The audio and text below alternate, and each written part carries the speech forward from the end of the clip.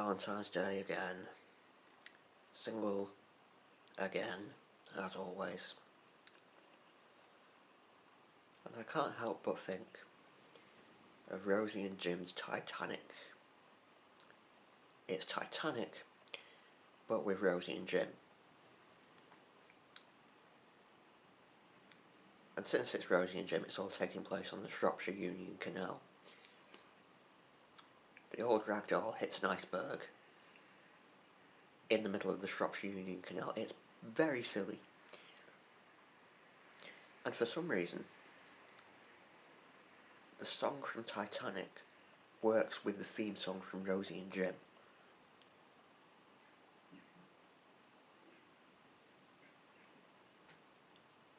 I can hear someone in the kitchen, so I'm not going to do that now.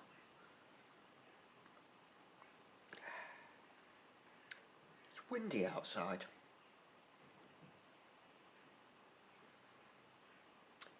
I wonder, is there a world still beyond Bangor? Is there even still a world out there? I mean, just over that way I can see a headland or a ridge. What's beyond that ridge? What's beyond that rise? What's beyond that a little bit of water I can see?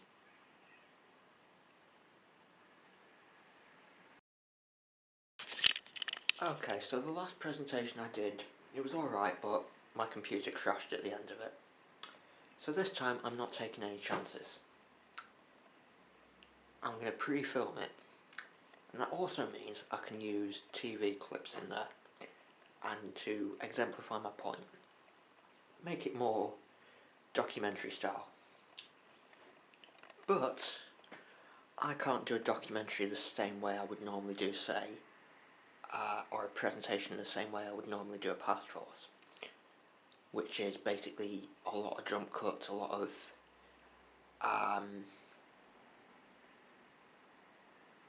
more easily online digestible stuff. This has to look more professional. So I've got this presentation written out, stuck to the wall, read it out to a camera, put the TV clips over it. Hopefully it'll look alright. Hopefully.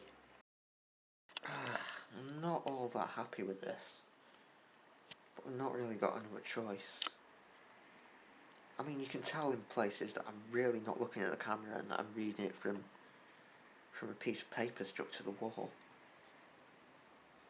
I mean, the delivery's okay, but don't think I'll be doing this regularly. Just doesn't really work for me that well. I accidentally put the Boris Johnson sock puppet in the wash. Now this is all that's left. Turns out the way to defeat him was to put him in the fucking washing machine.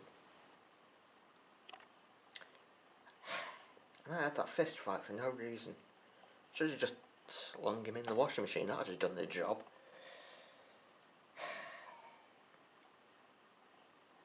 Requiescat in pace, bitch.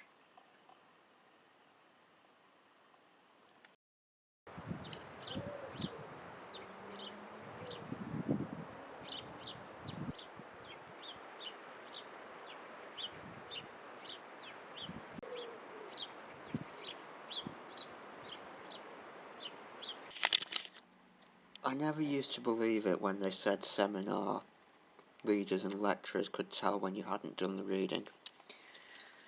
Until today, when I realised none of my seminar group have done their reading. A little short story they had to read. Not one of them had read it. I could tell. I could so tell.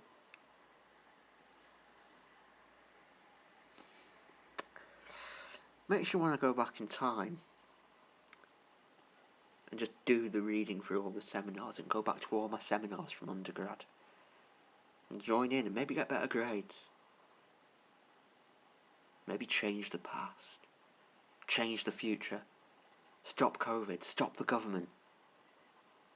Can I travel in time?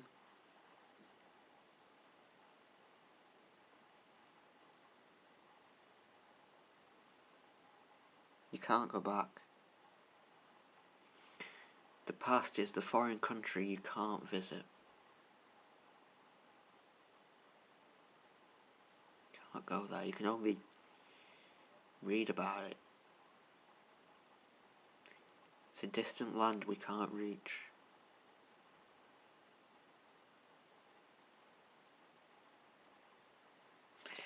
Getting philosophical. It's old age. You're 26, James, you're not old. Am I 26? Am I forgetting my age again? I'm 26.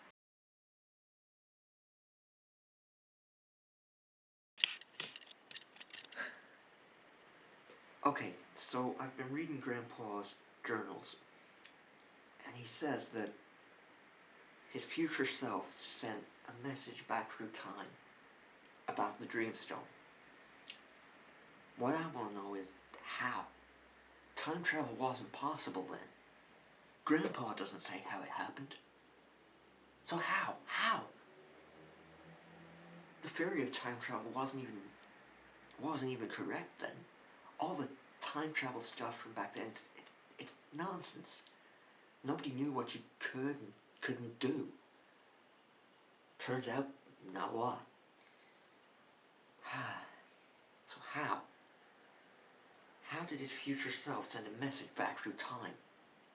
How did he change the past? There's only one thing which I can think that maybe he used to do it, and that's the stone. The Dreamstone. Maybe the Dreamstone is more than just dreams and nightmares. Maybe, and this is gonna sound crazy, maybe it can help with time travel.